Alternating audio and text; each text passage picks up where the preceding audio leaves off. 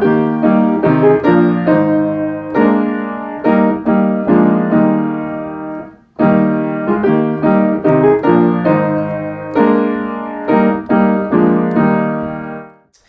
to Cincy Reformed. I'm Pastor Brandon, joined with Pastor Zac. We are co-pastors at Westside Reformed Church, a URC congregation in Cincinnati, Ohio.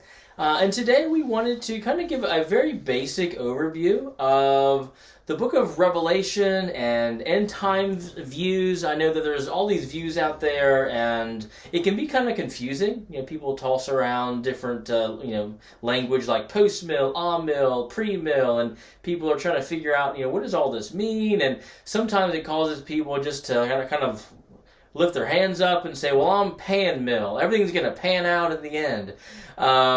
But no, I think God, he definitely speaks very pointedly in the book of Revelation. He definitely paints kind of this end picture for us. And even though the weeds can get thick at times, it's helpful to walk through them to kind of at least know the contours of what's going on. And so I thought today we would just give a broad survey so that you would have some basic pillars of understanding, so that as you're thinking about the book of Revelation, as you're reading the book or thinking about it in times or interacting with other Christians who have different views, you would at least know kind of generally what they're coming from, where they're coming from and what they're talking about. But before we jump into, specific millennial or rapture views, Zac, maybe you could kind of paint for us what are just 4 different approaches to the book of Revelation? Because people have approached the book thinking it's about different things. So what are 4 basic approaches to the book of Revelation itself? Yep, sure.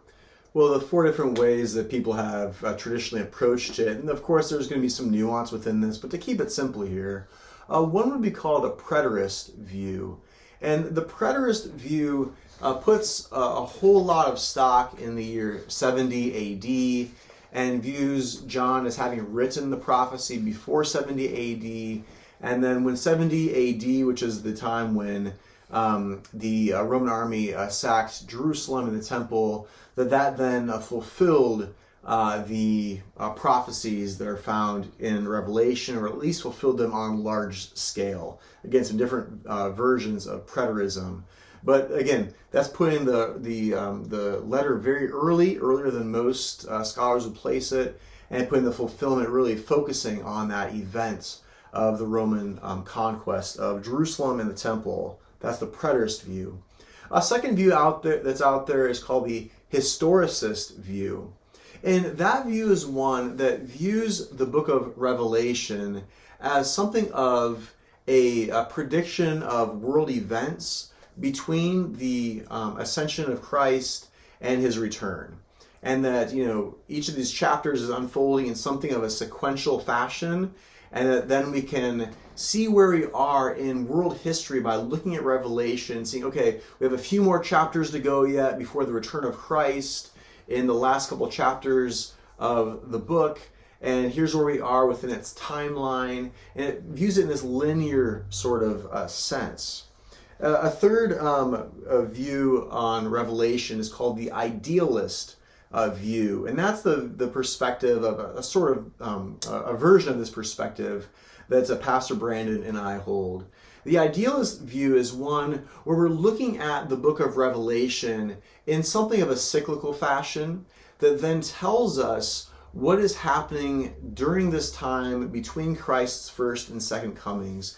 And there's a bit of a ramping up, there's a bit of an escalation that happens throughout the book of Revelation. But in general, you can say that between chapter 1 and chapter 22, that we're being shown what this entire age is like on earth and what it's like in heaven. And some people have described it almost like if you're watching a football game, you might see a play happen in real time, and then you're shown from different angles a replay of that exact same play. You might see it from the quarterback's viewpoint. You might see it from the perspective of a wide receiver. You might see it from an end zone camera. And that you can see these different views of the exact same play and sequence of events with different points of emphasis. but that they're all really showing the same general message of what happened in that play. And that's the kind of way that we view the book of Revelation. Different views on the exact same sequence of events that happened throughout the time between Christ's first and second comings. The last view then is called the futurist. And in this perspective, the book of Revelation is really relegated to entirely future events once you get beyond the 7 churches that are being addressed. Oftentimes churches and pastors who hold that view, they want to preach and teach upon something historical about the 7 churches. Then everything else begins to be turned toward the end times and what happens immediately before Christ returns. And so again, that's the futurist perspective. So the 4: preterist, historicist, idealist, and then futurist. We're talking about the book of Revelation because obviously that factors into end time stuff to some degree. Probably the key place where that comes to bear within these conversations is Revelation 20, where it speaks about 1,000 years. And that image of 1,000 years is then spoken of as a millennial age. And so maybe, Brandon, you can then start to orient us toward what this millennial thing has to do with anything, whether pre, post, amill, or whatever. Maybe start introducing us to those different millennial views in Revelation 20. Sure. And if you're interested, we did a podcast episode a while back on Revelation 20. I don't think we got into the weeds in terms of the various views. Right. We just kind of unpacked it in a more idealist, amill way. Mm-hmm. But if you're interested in kind of walking through the weeds of Revelation 20, I'll go ahead and link that episode in the show notes page. But going back to the different views, so Revelation 20 starts speaking about this 1,000-year reign, this millennial age, and there's different views that kind of arise out of this, trying to understand what's going on in the book of Revelation. And one of the earliest views was called we call today the historic premillennial view. The historic premillennial view was popular with some of the early church fathers. For example, Church Father Papias spoke about this kind of millennial view. And quite basically, it says that in the future, there will be a great tribulation. They would say we're not in it yet, but in the future, there'll be a great tribulation. They believe that the church, God's people, will live through the great tribulation. But they often speak about how we will be kept from the wrath of God. Like, we're not going to experience the wrath. They will usually liken it to Israel back in Egypt. I mean, if you remember when the plagues were coming upon the Egyptians, they were allowed to, that last plague, paint the doorpost so that the angel of death passed over the Israelites' house and only affected the Egyptians. And so they would say something like that's going to happen in the end, Great Tribulation. The church will live through it, but be kept by the wrath of God. They're not going to experience, for example, the trumpets and the bowls and all of that kind of thing. And then at the end of the Great Tribulation, all of the dead that are righteous, that were believers, will be resurrected. Christ will come down. And at the end of the tribulation, if you're still alive, you will go and meet Christ into the clouds. And everybody who ever lived who was a Christian, from Adam onward, will be resurrected, meet Christ into the clouds, herald Christ back to earth, and then there will be a millennial reign. Now, many historic pre-mill proponents do not believe it's going to be like an actual, calendar date, 1,000 years. They're okay with taking it largely as a symbolic number, symbolic for a long period of time. So there's going to be a long period of time in which there will be a millennial reign on the earth that Christ will rule and Christ will reign. But it's not going to be new heavens and new earth yet. So the millennial reign that's coming is going to be distinct from like consummation, glory, new heavens, new earth. Because during the millennial reign, they would say, people still die. but at an old age. You don't die like in infancy or anything like that. It'll be an old age thing. There will be largely more peace, where the lion and the lamb will dwell together. It'll be a time where Christ rules with an iron scepter, and we even probably factor into that and rule along with him. And so there's going to be this millennial time where Christ is ruling on earth. Things are getting fulfilled. There's still wickedness here. And this is also kind of where it gets a little bit messy, because they would say those believers who were resurrected are given glorified bodies, but yet there's unbelievers mixed in during this millennial reign. And during that millennial reign, Satan is chained down for 1,000 years. He cannot come out of his chains, that whole millennial reign, just with Christ. But at the end of the millennial reign, he will be unleashed for a time. And those unbelievers who were kind of mixed in with the glorified people during the millennial will somehow rise up, and they will try to do war on the Lamb. And that's when Christ will defeat them. There'll be a great white throne judgment. And that's when the second resurrection happens of the unjust. So there's two resurrections then. And the first resurrection happens when Christ comes back the first time to inaugurate this millennial reign. And that's only the righteous. That's only the resurrection of the righteous. And then at the end of the 1,000-year reign, then the unjust are resurrected and cast into the lake of fire. So that's the historic Premillennial View, and that, again, pretty historic, has some historic pedigree to it. Shortly after that, there arose another view, typically called the Millennial View, or amillennialism. This view is made popular by St. Augustine, for example. But this view holds that the millennial reign began when Jesus died and rose again. Now, the name amillennial is a little bit of a misnomer, because it in Latin, something, it's not something, so it's kind of saying like no millennium.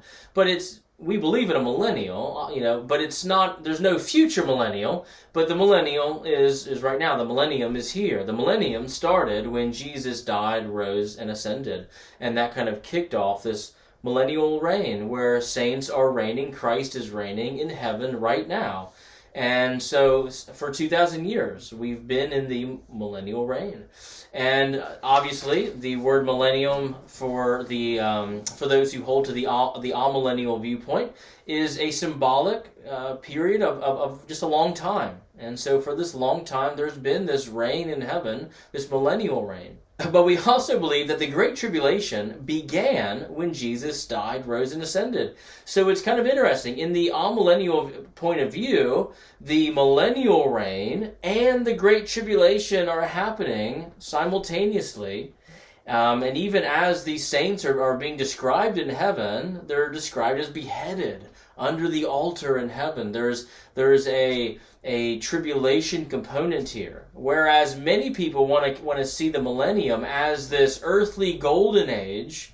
The amillennialists view it as something that is tribulation on earth, reigning in heaven. In fact, the amillennialists will say that when you die on earth, that is the first resurrection. You die and you are resurrected. You go to be with Christ in that millennial reign. And they believe that, as Zach mentioned, he and I believe in this idealist viewpoint that the book of Revelation is a cycle. There's cycles throughout it. And, all the events that are happening in Revelation were happening in the first century, happening throughout the church age, and will happen into the future. But we think that there will be a heightening of sorts, a heightening of the Great Tribulation. We're in the Great Tribulation now, but it'll get heightened at the end. The spirit of the Antichrist is here now, but he will one day be made manifest physically right before the return of Christ. We also believe that Satan is chained down. He is chained, but yet he's still working. He's still doing bad things, but he's not deceiving whole nations. He's not out deceiving the whole world, as it were, because the gospel is still going forth. The gospel is still able to go forth. People are being saved all around the world. And a similar thing is being described in the book of Jude, for example, of demons being chained, but still demons are still active and doing terrible things even today. And so when people see the chained down language, sometimes they want to say, well, if Satan's chained down, then how is he doing anything? But the way in which we would understand that text is Satan is chained during the 1,000 years. It just means he's on a short leash. He's still working, but he's not going to max out, as it were. But in the end, when it gets heightened, perhaps then we will see more of a maxing out, more of a heightening activity there. So that's the amillennial point of view on those things. Another thing or another perspective that arose was called the postmillennial view, and the postmillennial view is that Jesus comes back after the millennial reign. So there's a millennial reign, and then Jesus will come post that, after that. And the post-mills believe that we are going to enter into a kind of a golden era on earth, that the Spirit of God will pour forth with such power that almost, you could say, the whole globe almost becomes all converted. Like the whole world is practically converted. And everything's becoming Christian and Christianized. And we have Christian everything. And we're having this whole new Christian reign, as it were. It's like a grander view of anything Solomon could ever imagine happening on a global scale. And then that ushers in the second coming of Christ. So when Christ comes back, he comes back to a very Christianized world where things are very golden. Now, it's not perfect, perhaps, during the golden period, but it's nearing that. It's getting very, very Christianized, and as the Spirit of God pours out in mass around the world.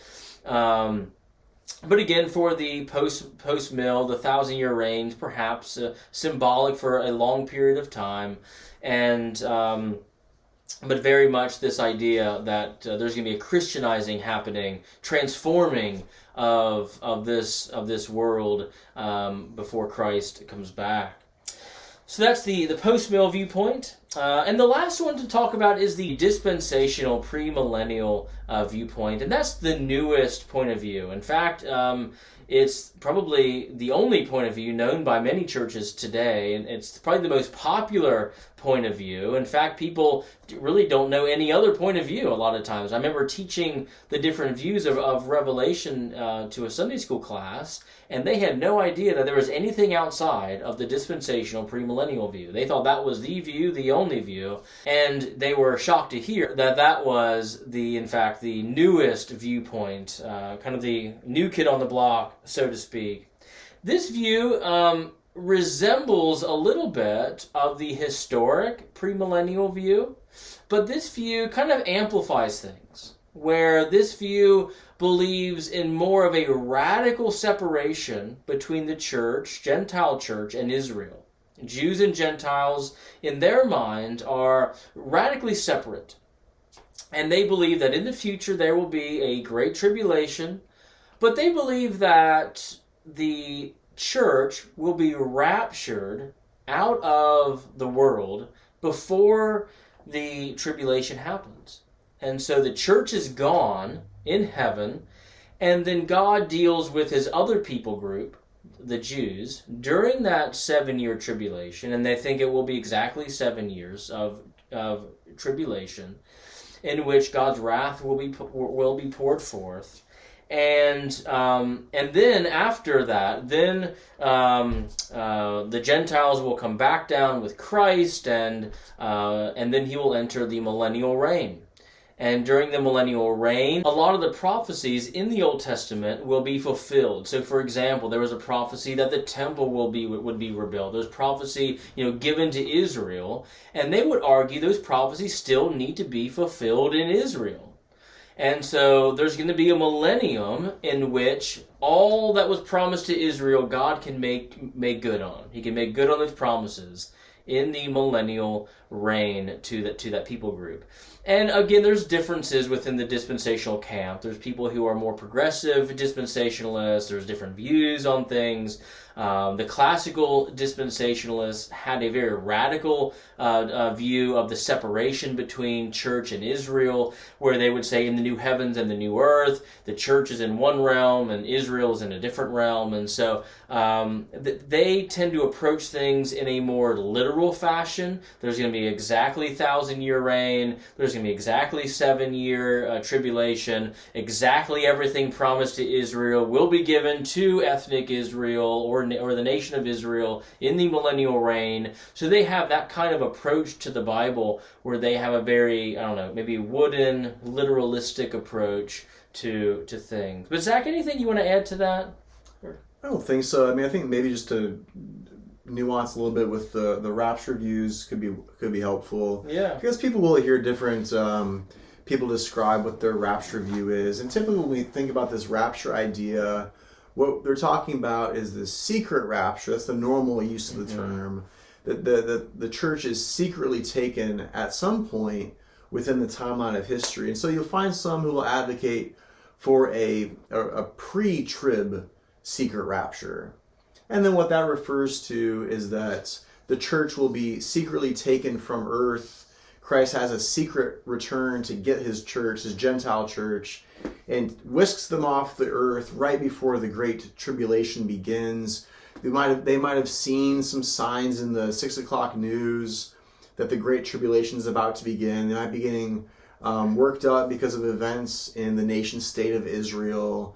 But the church would then be raptured secretly prior to the Great Tribulation breaking out. So that's the pre-tribulation. Before the tribulation, Christ secretly comes back to rapture his people to heaven. That's that one of those dispensational viewpoints. Another one's called the mid-trib, and that's not as prevalent, at least in my experience, but some will advocate for that, where Christ comes back, and yes, he allows his church to have a little bit of the taste of the tribulation before it gets too hairy, and then he takes them off the earth in the middle of the whole tribulation scene. That's the mid-trib. And then finally, the post-trib rapture is one, again, where it's a secret rapture, ordinarily the way that the language is used. Christ returns to, after allowing his people to endure something of the rapture and to be persecuted and martyred by Antichrist. And so they're working from Revelation and the witnesses lying dead in the streets and those sorts of metaphors. So they recognize that somehow the church does experience the tribulation. And so here they try to make a secret rapture after the 7 years are finished, when Christ returns to take his church secretly to himself before that earthly golden age then commences. But might be worth just to read the text that's oftentimes appealed to about the rapture. I think give what we believe is a more faithful understanding of this. This is from 1 Thessalonians 4, verses 16 and 17. And this is the text that is then used to advocate for a rapture of sorts, or a secret rapture, as the dispensationalist scheme will describe it. Paul writes, "For the Lord himself will descend from heaven with a cry of command, with the voice of an archangel, and with the sound of the trumpet of God, and the dead in Christ will arise first. Then we who are alive, who are left, will be caught up together with them in the clouds to meet the Lord in the air, and so we will always be with the Lord." So the dispensationalist reads this and believes that this is not the same thing as the public second coming of Jesus Christ to judge the living and the dead. They believe this is a secret coming where that's only for the Christians, and then they're taken off earth, and then this is with some relationship to the tribulation, whether it's pre, mid, or post-tribulation, doesn't matter, but earthly life goes on for some time, and the church is taken away from that. So how might we understand this in a better way? Well, I think it's very clear from the verses I just read. Again, it's 1 Thessalonians 4, verses 16 and 17, that this is a very public event, not a secret event. There's trumpets. It's the second coming. Exactly. There's a cry of command from heaven, an angelic cry very clearly, because of the voice of an archangel. I would imagine that signifies to us something pretty powerful. Mm-hmm. The voice of an archangel is, I don't think, anything to scoff at. And then the sound of a trumpet of God, right? The trumpets were used in the Old Testament as very loud signals to summon an entire army together or to summon God's people to worship. But they were used for the high volume of sound. And so some have joked that the dispensationalist makes this into a cosmic dog whistle that only the Christians can hear because it's so secret, and that the rest of the world does not. But I think that this is really indicating something much more public. And so Christ comes back, and what's being described here? But yes, Christians rise, the dead first, because the Christians who are alive are not going to be given special treatment. The dead rise, Christians who are alive are caught up together with the Lord in the air. But the question is, why? What's going on? Well, it says that we who are caught up will meet the Lord in the air. And this same language is used in the Gospels to describe an event that Jesus describes where people go out of the city to meet the Lord Jesus at the time of his second coming. What are they doing? Are they leaving the city to go out and meet Jesus and stay outside the city? No. They're going out of the city to meet the incoming king. And that's exactly what's being described here. The church is being caught up to the clouds to meet Christ in the air. Why? Because they're going out to welcome him and usher him back into the earth as he comes into his creation to then conduct the judgments, to bring the nations down to their knees, and to begin the new heavens and new earth, and also to begin hell by enacting that great and final judgment. So there's a bit of a welcoming committee that the churches undertake to join the Lord of hosts, to join the angelic army, to participate with them in that great and glorious event. So to use 1 Thessalonians 4 to happen before the tribulation, before any of that's happening, and somehow it's this secret thing that happens prior to all of that happening, you just can't make that text say that. That text is about the second coming of Jesus Christ, not about pre-trib or anything like that. And so this is clearly Christ coming back finally, once for all, and he's going to separate the wheat and the tares, the goat and the sheep.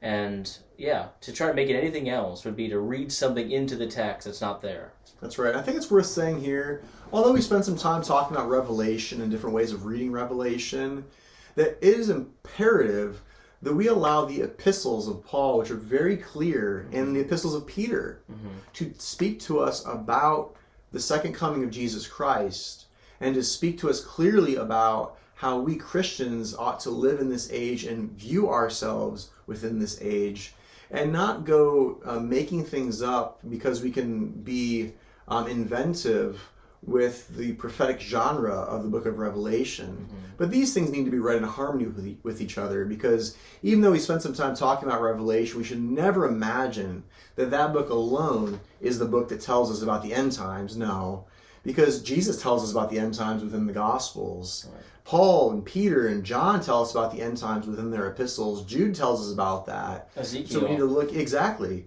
all sorts of places across the New and Old Testament, to your point, describe to us what happens with the second coming of Christ. And so we need to give weight to all of Scripture to clarify. The clearer parts would then clarify for us the less clear parts, in order that we're not reading our own ideas and imaginations in the 6 o'clock news into the holy Word of God. Any final words, Brandon? No, I think that was good, yeah. All right, well, we hope that you were helped by that. Please check out our other episodes at cincyreformed.org. And remember that we are sponsored by Westside Reformed Church, You can find us at westsidereformed.org. We meet in Cincinnati every Sunday morning. We would love to have you join us someday. So until next time, thanks very much, and we'll see you then. Bye.